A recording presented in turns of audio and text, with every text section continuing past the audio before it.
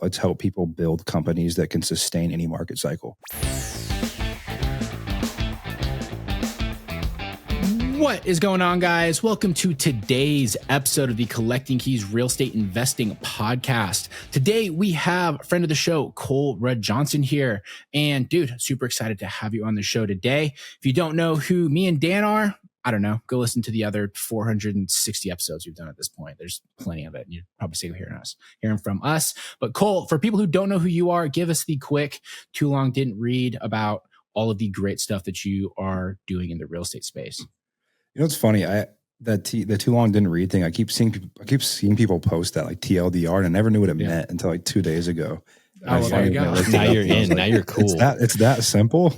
Yeah, that's how I know that you're like busy actually working and not fucking around on the internet. Doesn't even know what the internet is. But yeah. Well, thanks guys for having me on. I know we go back and forth a lot, and we have a lot of the same, I think, core values when it comes to business and real estate. So I'm excited to talk shop for a while. My background, I primarily wholesaler. I've been involved in a few flips through partnerships, but primarily wholesale and real estate. Did a couple hundred deals through my company, Hello Pat, up in Washington, which is now more just brand based. We kind of just put deals together when they come to us. My full-time job now, I'm the CEO, president of Easy Button Real Estate, which we're a real estate services company, software, lead generation, and conversion support. That's one of the biggest things we've added recently, helping people actually close deals, not just give them leads. And I think I actually hate the word CEO, to be honest with you guys listening. To me, it's not reflective of the job that you do in that role of a startup. You're more like the chief garbage disposal, I think is a better way to put it. Yep. Deal with all the complaints to employee issues, financial cash flow hurdles, all that kind of stuff. So that's really what my job title is, and do that full time. We almost have 200 now team members around the world and growing really quickly. And I spend most of my time just in the trenches with our team and the couple hundred clients we have, learning about people's issues out there, how we can help solve them, and making fun of people online, a lot like Mike and Dan do, which is, I think, my favorite part of my job. Yeah, which is just specialty. The missing piece in the real estate space a lot of times. But yeah, man, no, that's cool. And I agree on the CEO piece, because I feel like CEO is either overused by people who aren't doing anything and want to appear important, or it's like reserved for people that are like in C-suite, like big companies. Yeah. I feel like if you're doing, $5-10 million a year, you don't really have a CEO yet. Like you said, you have the chief garbage disposal, or however you put it. And I've wanted it grossed me out, because then I'll go see all these guys. I'll go to an event and I see these guys like are doing 3 deals a year, and everyone starts and has their own journey, but they'll shake their hand like, oh man, I'm the CEO, blah blah blah, buys houses, and we're doing 3 deals a year, and I'm like, you don't have there's no employees, there's no infrastructure. Dude, you can't afford that title. Yeah, like so that it's just it's almost like, it's kind of like what the word coaching has become in our industry. It's I actually think coaching is an amazing thing. I have coaches, but it's a very frowned upon term in our industry because of the purple hair guys in our world that have taken it and turned it into something that isn't what it should be. So I think it's one of those terms that, if we were at $50 million a year, I'd proudly wear the title of CEO. But until that point, sure. Even with my team, I don't want them to call me it. I'm just like, no, I'm the founder and the chief garbage disposal. There you go. It's beautiful. But no, that's cool. And I like how you expanded on that too. So Easy Button, I guess we worked with you guys years and years ago. You've been doing this for a while. Yeah. That's something I want to emphasize, because I feel like the lead generation space, like you talked about, there's so many people that kind of come in and out of that role. And we worked with you guys back when you were called Magic back in like 2020. The OGs right there. The OGs. And so you've been grinding out the same thing for a little bit, but now it sounds like you've expanded on to, you said like full like lead conversion and all those different things. And like, what does that mean? Because you invited me to come hang out with you down in Park City with a bunch of your clients, community members in February, which was a super fun time. And like, I was impressed with the caliber of guys that you had down there, man. Like you had dudes that were getting stuff done, they were all motivated. It was just a really good vibe. And so I think that whole inclusive business that you've built out is obviously working, because those guys down there were crushing it. Yeah. I'm really big on, and when we have our team meetings, for the past. No, I've been running a variation of Easy Button Real Estate. It was Easy Button Leads before. It was Call Magic before that, since 2017. So the same business now going on 8-9 years, and just chipping away at it, iterating at it. And I think for me, my team comes to a meeting. They say, "Why aren't we scaling faster?" My honest answer has been, for the past couple of years, we just don't have it right yet. Mm-hmm. Like a lot of people are very successful with us. We just don't quite have it down yet in terms of our alignment with our client, our pricing, our operations, our gross margin, our net margin. We're just not quite there yet. And I've had the privilege of spending a lot of my time with guys who are in their 40s and 50s and been in business for 3 decades. And every single person that lives a life that I would want to live, they've been doing the same thing for 2-3 decades. Mm-hmm. And I think that's my main messaging in my media as of late, because people just jump around so much. And I've been running Easy Button almost a decade, more variation of it. And I just now, for the last 6 months, feel like we have the right team, the right offer, the right pricing, the right alignment, the right margins to scale to the point we want to. And we're a pretty big company. I mean, we're a $4 or $5 million a year company consistently, but to now go to 10 and 20. And the thing we've changed, to your question, is we've gone from just a lead generation company, which attracts a very low intent person. Someone who just wants leads is someone that's very transactional. The moment that anything goes wrong in their business, they're going to cut you. It's a very hard business to be in, and make, really, really grow to the level that I want to grow to. So we no longer let those people come on board as of the last couple of months. I'd say it started in really March, so a couple months after we were in Utah, and I was playing around with this, and I was vocalizing there that I was playing around with this. Is we only work with people who want to pay us for leads and conversion support. That's our flagship offer. It's called the Deal Engine. They have to pay us for both leads and one-on-one support for us to help them close those. And since we've done that, our churn's gone well below 5% per month, which 5% per month in an agency business is kind of the gold standard. Mm-hmm.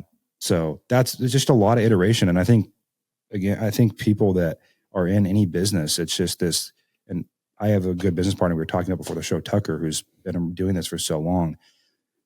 In my early 20s, I just got it pounded in my head by him. Like there's only, you can only get rich so fast. Like you cannot rush it to a certain point. You have to learn the different skill sets. You have to go through all the trials and tribulations and lawsuits and employee issues if you do try to jump it. But it looks like you're selling an e-commerce store or teaching Forex trading, all the other bullshit. It's just making NFTs. So, yeah, exactly. Absolutely. So I think that's really where people have screwed themselves up. But yeah, that's the whole kind of rundown of how we've landed where we are, why we've iterated like we have, is just to create a good product. And there's not that many good products. And that's why, we have a client, Brandon Evans, who hit me up this week. He's like, "Hey, I think I'm thinking about joining Mike and Dan's thing." And I'm like, "Do it." They have a good product, and there's not that many of those out there because people don't care enough. There's just so much front end marketing. Hey, I'll yell at you on Instagram when I collect $5,000 from you. I don't really care what happens to you after. There's so much of that that I've just tried to be very careful about how we craft our product and our messaging. Man, that's actually really incredible, because I was thinking about as you're talking, like, because we've also watched you, at least Mike and I, from a distance, how you guys have iterated your business, and we've done that several times ourselves. Like you almost like recreate yourself. You're like the phoenix from the ashes. It's the same company, but you're like, no, this is the new and improved. It's better, and it gets exhausting and it's tiring. But as you're saying that, it's like, yeah, what does that funnel, that marketing look like? Because there's so much bullshit out there for people that are listening that are looking to buy a product. I mean, it's almost impossible to find something that's good without going through some shit. And every time Mike and I talk to a new lead for our coaching business, they're like, "Ah, man, I'd love to go with you guys, but I paid so-and-so and I got shit out of it." Because there's like to your point, is like, there's a lot of front end marketing.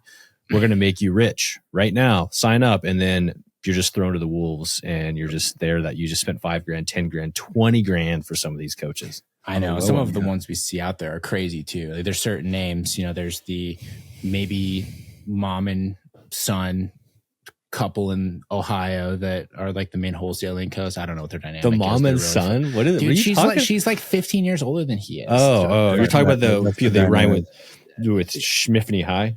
Yeah, exactly. Yeah, there's like them. They're charging $20,000 for basically nothing for affiliate links, and then you obviously have the Paces and the Ryan Pinedas and everyone else.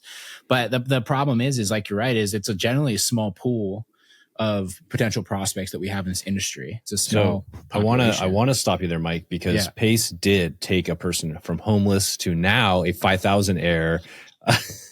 First deal closed. This is the worst. Griff. Did you I don't see know that? what the angle is. I'm so curious. His challenge he's doing this week is he's going to start on a park bench and then go restart his business in 7 days. Yeah. Hell yeah. I love that for him. They must have been down bad in a meeting for revenue for this year. I mean, like, how outlandish what can we do? Yeah, I know.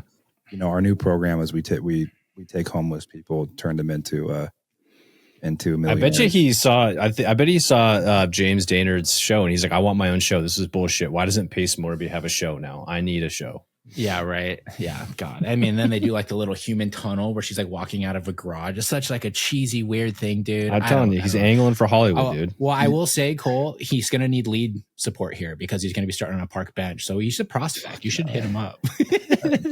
There's no check that some people could write to work with them.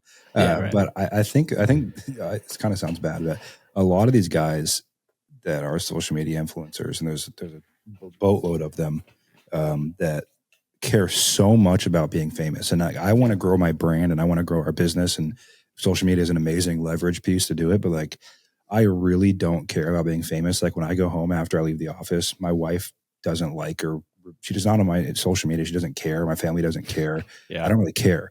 But these guys care. So, I think it's like all the kids that were bullied in high school that get a little bit of real estate success. And they're like, whoa, people like me because I like do real estate. Let me only think about how many people I can tell that I do real estate. Yeah. That's like the energy a lot of these people give me.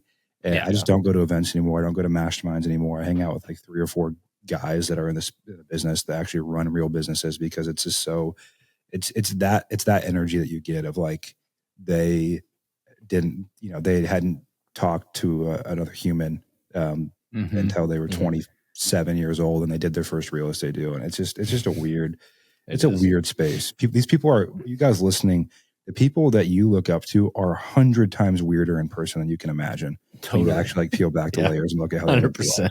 Yeah. 100%. I mean, that's so true. Anyways. So with your stuff, Cole, like what are you seeing right now since you're on like the lead support and helping people close deals? Because you've also been in the real estate piece for a long time. I don't want to discount that. Like, dude, I remember listening to you on Bigger Pockets way back before like we even started. Yeah. And you were someone that was very inspirational to me starting out because you were a young guy that was obviously very sharp. I mean, you're even younger than me. How old are you right now? 26? 20, just turned 27. Like just turned 27. 2.5, 3 weeks ago. Yeah. Young buck, right? Mm-hmm. And you were doing a lot of stuff. And so you've seen like multiple markets come around, and like, what are you seeing big picture right now? Just like with the economy, there's all the doom and gloom with real estate in general, like your clients are obviously still performing. Otherwise you wouldn't be having clients anymore. Yeah. I think there's a couple main topics that are a recurring theme in our business. One is all the regulation and stuff people are always whining about, of licensing and disclosure requirements that are getting more and more frequent. And then you have the market cycle piece. And I think the second piece of the market cycle is like, I've always been, and I preach to our clients and I preach to my team, like, let's help people build companies that can sustain any market cycle. Because the reality is that like good buyers are buying right now. Mm-hmm. Sellers are selling right now. There is business happening, and you might have to buy lower, underwrite different. That's just part of being a good operator. And I think out of the 2 million agents and the 800,000 active investors in our country, maybe 5% of them are actually good operators, decent operators, have a good team, understand financials. So I think it's just our messaging and the reason we're successful, because we're only working with clients that are good operators now.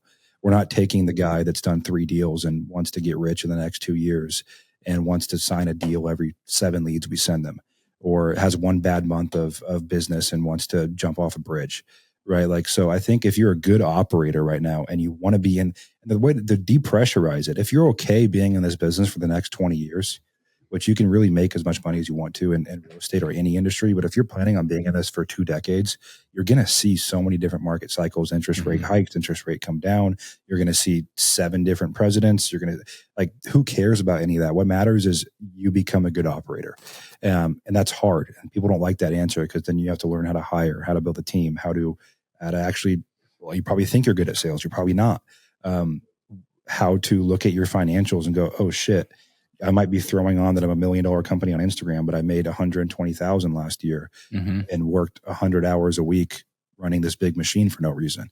And I think those are the conversations that I try to have with our team to attract the right clients. And for you guys listening, if you become a good operator and you become good at business, market cycles will affect you, regulations will affect you, but they're not going to stop you from doing business.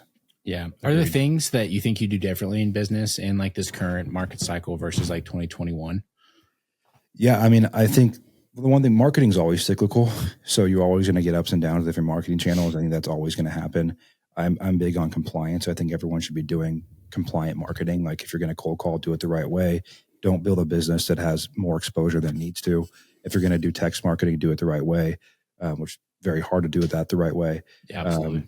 But they all come and go. I think it's just being consistent with marketing. I think the people that are winning right now, they're not concerned with AI and the magic, the next magic silver bullet. They're just doing the hard work every day. That the best operators that we work with, the guys that have really big teams that have been around for a long time, they just are really, really, really good at sales, marketing, and operations.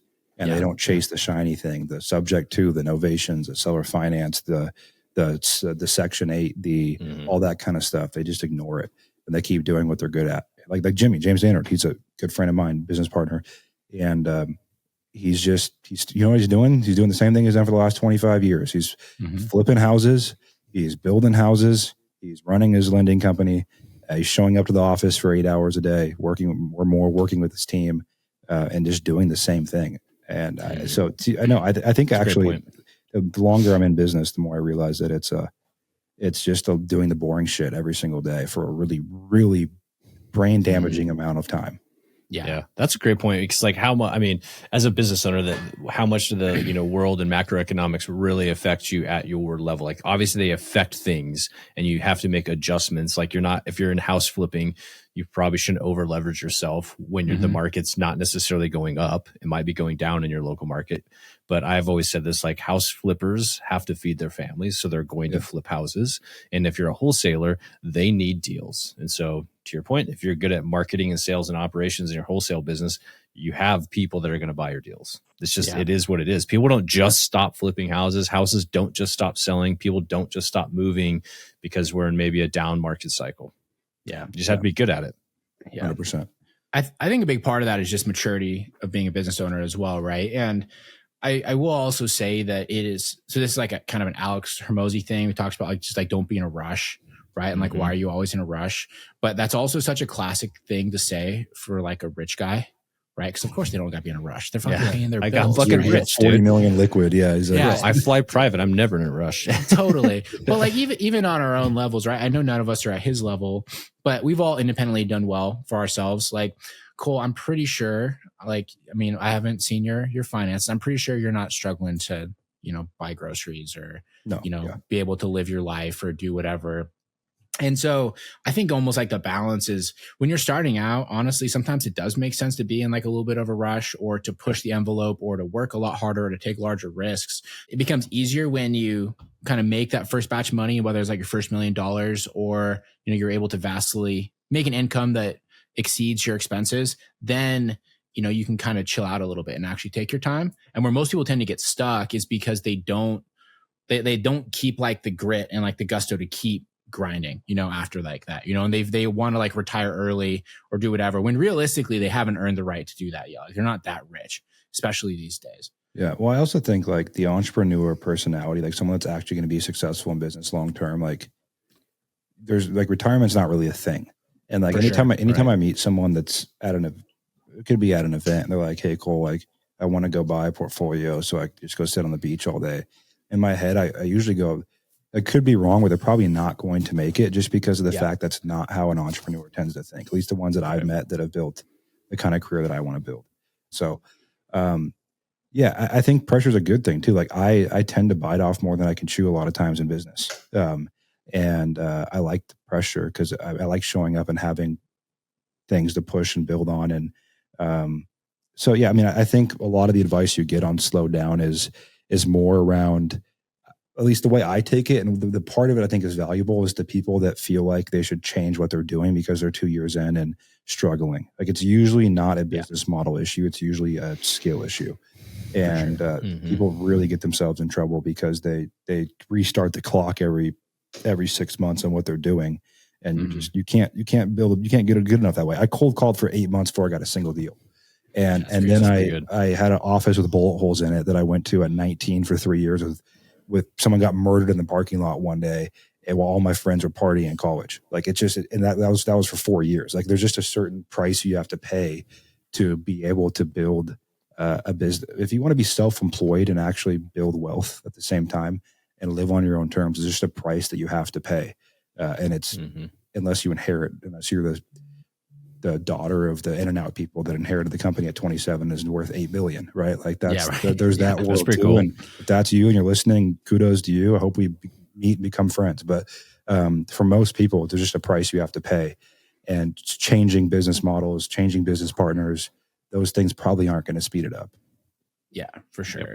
And I think that, like you said, there's definitely a natural personality type that's drawn to entrepreneurship, to the point where it doesn't even really become like a question. Like, you're not really that worried about being in a rush, because honestly, you're perfectly happy working a lot. Yep. Because, I mean, I'm sure you're probably saying like, what else am I going to do? Yep, exactly. I don't know. I have like some recreational time when I know that I need it, but I don't like need it to be all the time.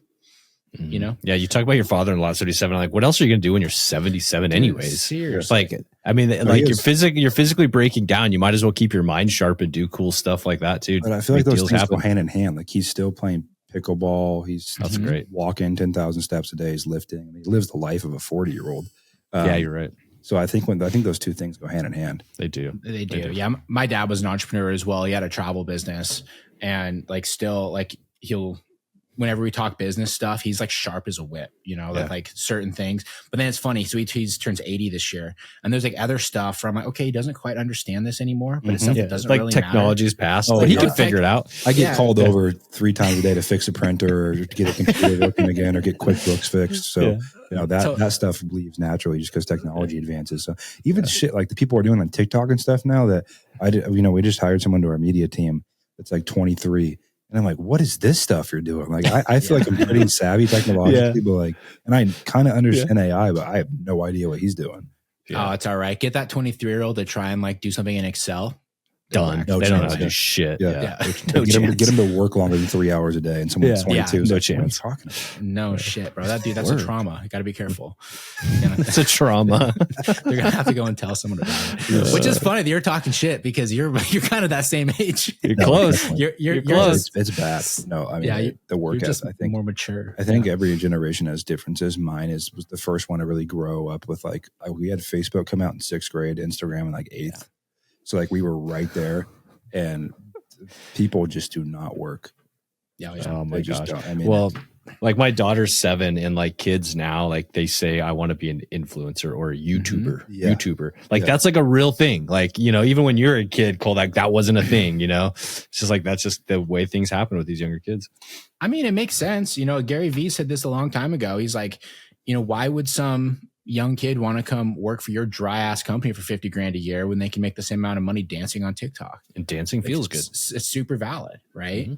And that's the way that the economy. That's how Ryan Pineda made his money, right? Pretty much, dude. I was flipping couches. Hey, it was what he wanted. Okay, he decided that Ryan Pineda deserved that money. So that's just how it works. But he's the worst, dude. I'm so excited for that like big lawsuit to come crashing down. Oh my God. What a crap. Yeah. But how many of those guys do you think are like, is there anyone out there that you was like a big influencer that you think is actually legit? There's only the handful of guys that I've met, like, I would want their life. And that list that are like decent sized brands. Like, James is a TV show now. He's one of them. We go and stay at his house once in a while in Arizona. Like, he's as real as they come. Like, doesn't really care about that stuff. Just does it because it's a lever in his business. Totally. Tucker doesn't have a biggest brand anymore, but Tucker's one of those guys. Yeah. Other than that, man, I can't say anyone that I've met, and I've met everyone pretty much.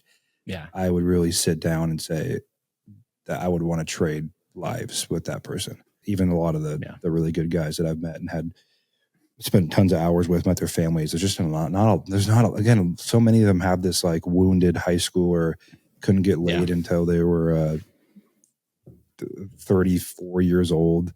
This energy that's just a joke, but they have this energy of like desperation. I'm desperate to be famous. I will pimp myself out. I will sell whatever it takes. I will say whatever it takes to get some fame and attention. And I just don't. I'll ask you about one guy because you're a Seattle guy. What about Thatch? I mean, he's got some nice cars. It's funny about Thatch. My mom is a broker, and her and Thatch started the same year in the same office, cold calling together. And so I've known Thatch for like my whole life. And I love Thatch. I think he's hilarious. He's freaking funny. He does what he says he does, right? I think that he's a little more out there than I would be. Like, and I also think like. I think a 56-year-old dude flexing a Ferrari is not like as impressive to me because like I don't know, like I can't see. If I had a brand new Ferrari right now, I can't. I don't even think right now I would flex it. But in 30 years from now, being like every morning, like opening my garage doors on my Instagram reel, like, and I'd laugh with him in his face, but I just don't think. To me, that's weird a little bit. Yeah. You know how I know Thatch is legit though is because he's a 56-year-old dude that just lets himself be 56. Yeah. He's not like a dude that's like roided to the gills. No, you know, and that's like a new neck tattoo and has a 26-year-old girlfriend. He's a real dude. He's legit. Like he made a lot of money before he even started putting social media content out. Yeah. I've always liked him. He's always impressed me because he puts off the vibe of like he does some cool stuff, like I don't know, funny stuff too on Instagram. You're like, all right, cool, funny, whatever, for like an older dude, but like you could tell he's done some shit and been through some stuff. So he's made his money.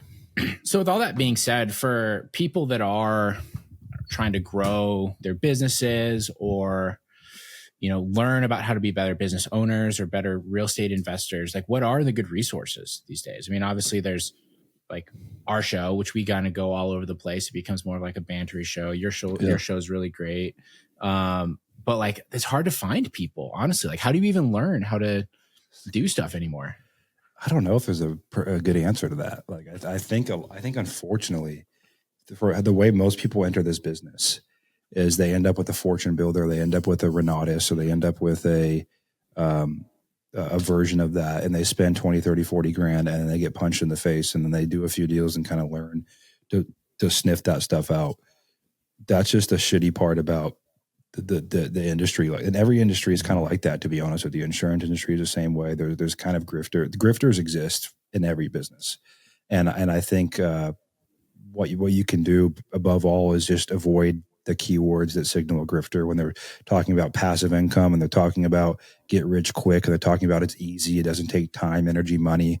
Those things that you just know in your gut do not exist unless you inherit it, right? Like that's the major way to know. And then if they're really in your face in the sense of they are tatted up, they're roided up, their way is the only way. But I just feel like so much of it just comes with experience, where it's hard to tell someone who's like I was 18 at a Renatus event, and I'm like, yeah, man, this is the answer. And I sign up for a program where it cost me $1,000 a month for 7 years to pay for the program, right? And I paid it off earlier, but that they just don't care, right? And it's those people that there's a new batch of people. Every one of in the countries are interested in real estate, right? Like I was telling someone earlier on my team, is I'm going to a wedding this week one of my wife's friends. Every wedding I go to, it's just like I play Q&A for a weekend because everyone wants to be in real estate, right? And they're going to go find someone to give their money to that's going to promise them the dream. And you guys don't promise the dream. I don't promise the dream. So they get to us later in their journey. But that's just I don't have a great answer to that, to be honest with you. Yeah, you're right though about everyone being interested in real estate, which does make it so much harder. So I was at acquisition.com a couple weeks ago for like our third session there with like their little, deep dive coaching thing that they do, which I got a lot of value from. But the funny thing is like the other participants that were down there, constantly they were wanting to ask me stuff about real estate, and they're like they're in businesses that aren't close to it at all. But it was everything from like this one lady that was under contract to buy a new primary home that was asking me how she should respond to like a counter from the seller, right? To like people wanting to know about investing and everything else. And you're right, it's a completely broadly interesting topic, which almost makes it impossible to get good information as well, because the way you can interpret it is infinite, and there's people that want to be real estate entrepreneurs and there's people that want to be investors. Right. But then what ends up happening is a lot of people that should just be investors, they end up pursuing like entrepreneurial stuff and vice versa. Right. Yeah. I can't tell you like how many people I've talked to that want to build a rental portfolio. And they come to me and they're like, hey, I want to send direct mail so I can buy better rentals. Why? And I'm like, how many houses are you trying to buy this year? Like, oh, like 1 or 2. Yeah, don't do that. Yeah. Because the problem is you're going to be competing with us who, sends $20,000 to $30,000+ a month in mail and has an entire team. Yep. Like we will beat you every single time. Well, and the other challenge with that whole thing is it goes back to what we're talking about is like people that are in the real estate space and make money in real estate. That's the only thing they're pitching. And so they're like, you need to go build a rental portfolio. It's like, why? Like what are you trying to do with a rental portfolio? What are your goals? Well, there's tax depreciation. Do you need that? Like for like what? I don't, you know what I mean? Like why? Like you just got to ask why like 100 times. And then you get down to, it's like, no, you just want money. Okay. Let me show you how to make money. That's a different story. Yeah. For a long time, our tagline with the show was focused on making massive income, not just passive income. And it got a very niche group of people to come and be into it. But tell you what, that is not the popular message in real estate at Everybody all. wants passive income and like they need 20 grand a month passive. Yeah, right. That's like an arbitrary number. So fucking hard. But you know what? You can make 50 grand not passive a lot easier. Like totally 1,000 times easier. Yeah. Yeah. And it's again, and I think most people, like I've been talking about this more, like firm beliefs held loosely where like I'm always open to changing my mind. One of the things I currently firmly believe is that most people just should not run their own business. And that's everything from owning rentals to doing wholesale deal. Like does that mean they couldn't do it? No, but you're not going to enjoy your life because it's 98% of the time just brain damage. And I feel like podcast hosts, a lot of the times I feel like what all of us do is the reason we run podcasts and talk to other people is because we like hearing other people say it too that are successful. Right. And that's the reality of it is like there's no, that's why I think Alex Ramosey's blown up the way he has. Cause a lot of like his Twitter today, a lot of what he put out was just like, I'm going through a hard period right now. It sucks. I don't know how I'm going to survive it or get out of it. It's brutal. That's the message. And I think most people, most entrepreneurs feel like that. Oh yeah. At least part of every day, maybe not the whole entire day, but there's at least a point of every day where you kind of just go, okay, here we go again. And unless you have a sick, twisted part of you that likes that, like the quote about chewing on glass, there's better ways to make money. Like W-2 is not a bad thing. Being an independent contractor is not a bad thing. Making 200 grand a year is not a bad thing. You don't have to go try to make $1 million a year. Like there's a lot more to life. And if you don't genuinely love just in a sick, twisted amount of pain, running a business probably is not the answer. And that's just my answer to people now. And until I'm persuaded differently, that's how I answer that question. Yeah. One of the things that you said this in Utah, and I've seen you post this on Instagram a couple of times, which I really like. I have stolen this. You talk about like the perfect size of a real estate business, like a wholesale business for people. And I think I'll let you rehash the numbers on that. I don't want to steal your thunder, but it's one of like my favorite concepts that I think is so relevant to so many people trying to pursue this business. Well, it came from everyone coming to us and be like, I want to run a $5 million a year company like you. And I'm like, no, you don't. Like, no, you don't. Because most days I don't. And I spend most of my brain energy time for the past decade thinking and trying to get better at it. And so I've thought about like my best time in business was either now when we've gotten really pretty big, or is it like $1 million where your profit margin is 50%? You have a team of 3 to 5 people. Your overhead's not insane. You can sleep at night. You can have a bad month and survive it. And so I think for most people, what I tell them now is before you decide what you want to do in real estate, whatever you're currently doing to make money, take it to $1 million per year with a small team, 50, 60% margins, low overhead, lean, and then decide. Because one, most people won't ever even be able to get there because it's hard. And then once you do get there, most people don't need to go any further beyond that, because then you're bringing in a lot of overhead and office space. You're bringing a bunch of shit that most people just, I feel like, will not want to deal with. But a lifestyle business is what I call it, of $1 million a year, $1.5 million a year, 50% margins. That to me, that's when I was 21 making $400,000 or $500,000 a year. And that's a business that I think is less brain damage, and a lot of people just they grow to grow, and agents, investors, they get to this point where they're just feeding a machine, and I think that's a terrible place to be, because you're not building a sellable business. If you're running a software company, feeding the machine is different because you have enterprise value if you're doing it right. But in a real estate business, there's been some people that have said they sold their real estate company. It's not really a sellable business unless you build something crazy internally.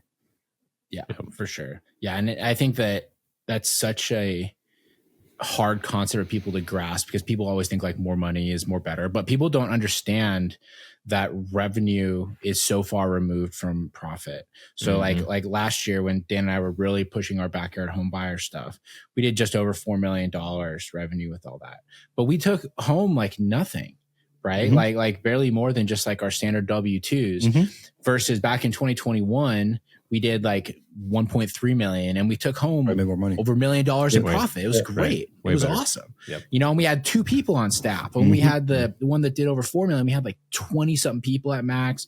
We had VAs, like it was just HR constantly hiring, and it was like not fun at all. You know, and we did a lot of deals. We did over 150 transactions. Couldn't tell you anything about any of them, which was cool, I guess, but it also like loses the spirit. You're just working in a different part of your business is all it is. Like, and I think the misguided notion is that like your expenses and revenue grow linearly together. They rarely grow together. You know, it's like one or the other. Like when you start out, like your revenue is growing rapidly and your expenses are staying low.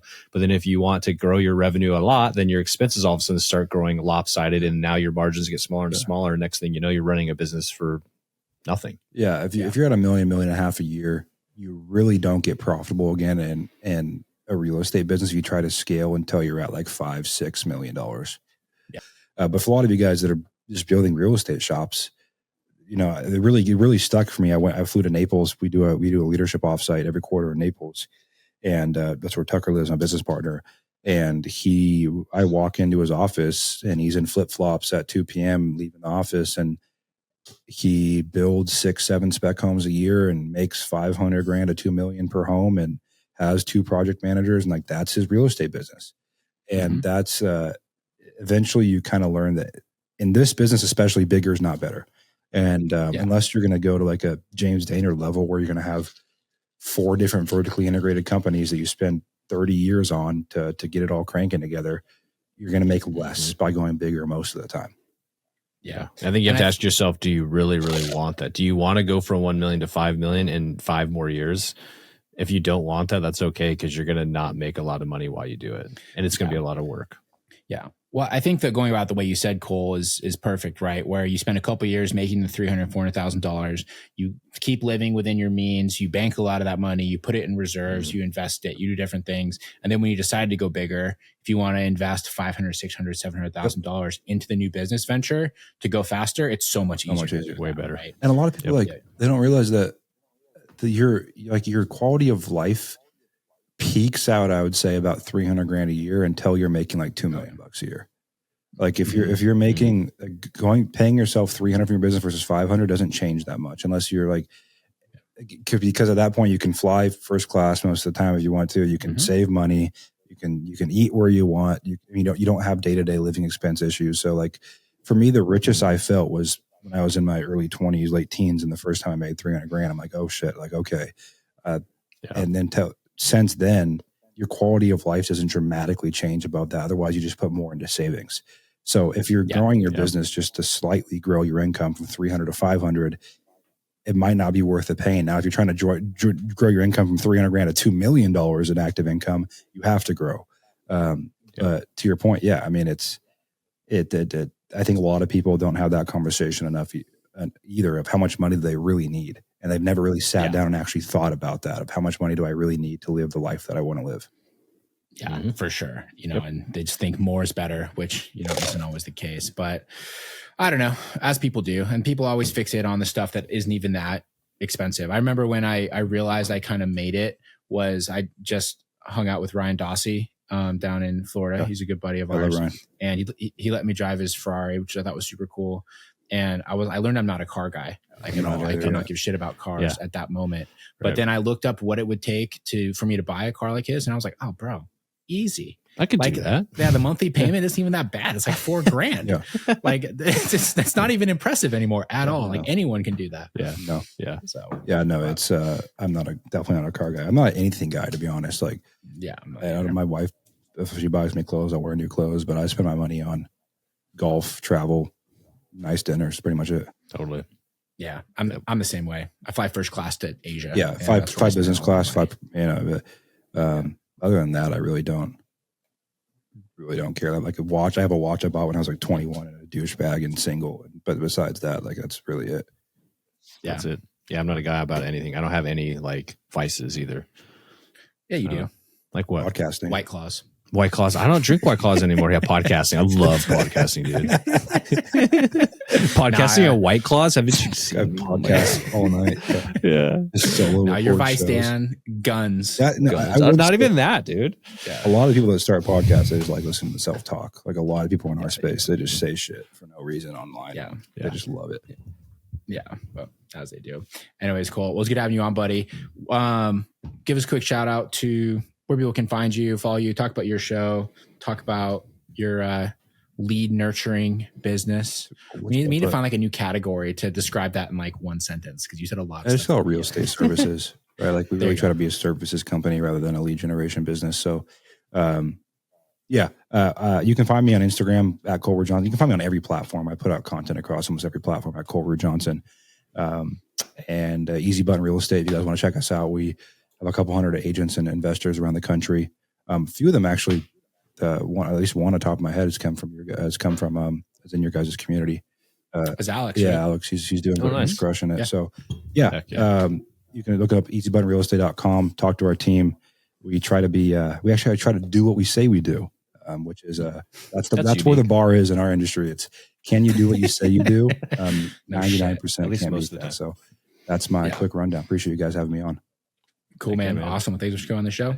All right, guys, we'll go and hit up Cole. Check out his business and his socials. If you guys can't tell, he knows what he's doing. He's been in the space for a long time, and he is one of the very few people in this that I would vouch to in pretty much every single way, at least from what I can see, unless he's a really good liar, which is also possible. All-time level psychopath. Why not? All time. Yeah, narcissist for sure. Yeah. But awesome. Well, Cole, thanks so much, man. And everybody, thanks for listening. We'll talk to you guys next week. See y'all.